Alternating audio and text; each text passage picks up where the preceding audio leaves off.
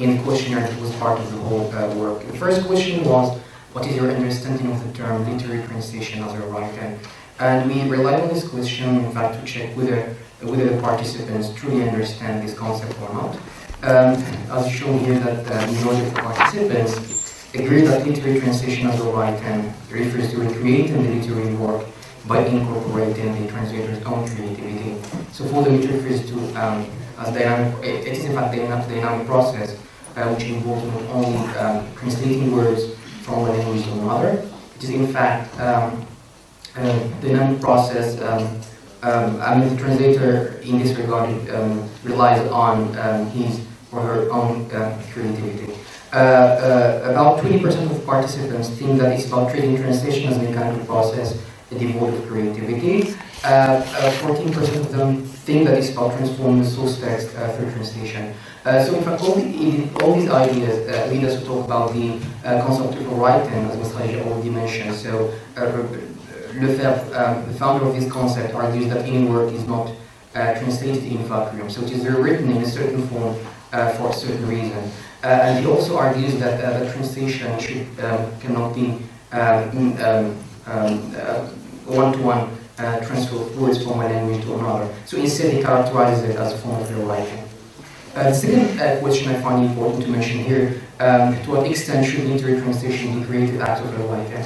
The majority of participants have been expressing agreement, thinking that it should be creative act of rewriting. Very few participants disagree.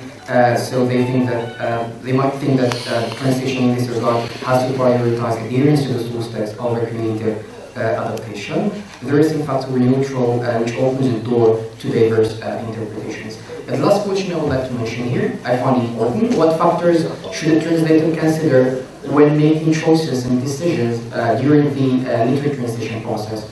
The participants in fact selected too many factors here. But three stand out significant here. The first one, linguistic nuances and idiomatic expressions, author style and intended meanings, and also cultural context and audience expectations.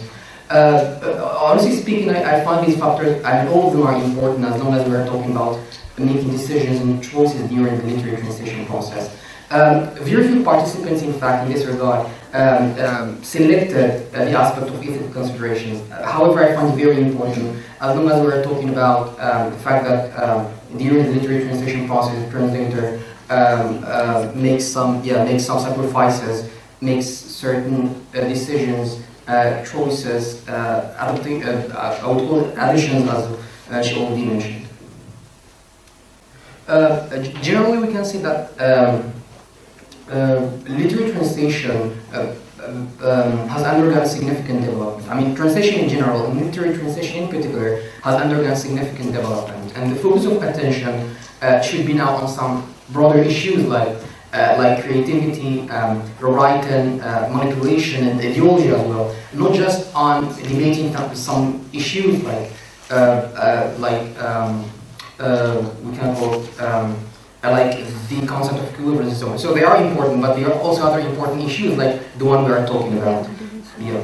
So the translator in theory is supposed to respect the intention of the author of the source text, so he or she often turns to an author who rewrites the target text. And sometimes translators are in position, sometimes they are in a position to rewrite and even manipulate the source text and come up with new different versions. So as a conclusion, I would say that translation in general, literary translation in particular, as it should be understood today, has become an act of writing, creativity, manipulation, sometimes, and here lies the importance of this topic, and thinking.